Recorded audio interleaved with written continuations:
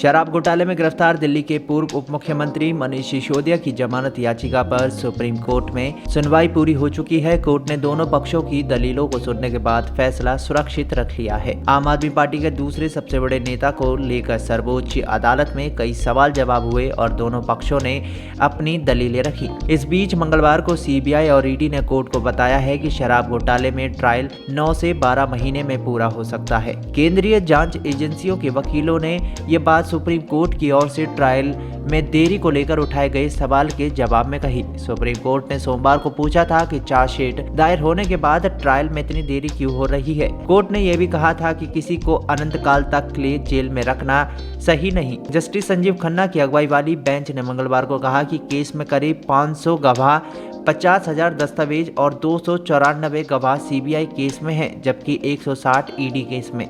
मनीष सिसोदिया की ओर से पेश हुए वकील अभिषेक मन्नू सिंघवी ने कहा कि एजेंसियों ने वास्तविक जांच नहीं की। उन्होंने ये भी कहा कि आप नेता के खिलाफ मनी ट्रायल का कोई सबूत जांच एजेंसियों के पास नहीं है।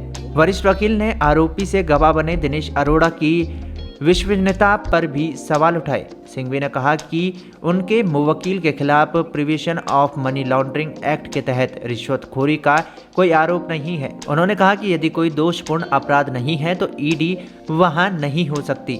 सिंघवी ने कहा कि शराब नीति में बदले के 220 करोड़ रुपए की रिश्वत का आरोप दोषपूर्ण अपराध का हिस्सा नहीं है। इस कथित घोटाले से जुड़े भ्रष्टाचार के मामले में सीबीआई ने इसी साल 26 फरवरी को सिसोदिया को गिरफ्तार किया था, जबकि ईडी ने 9 मार्च को गिरफ्तार किया और तब से वो जेल में है।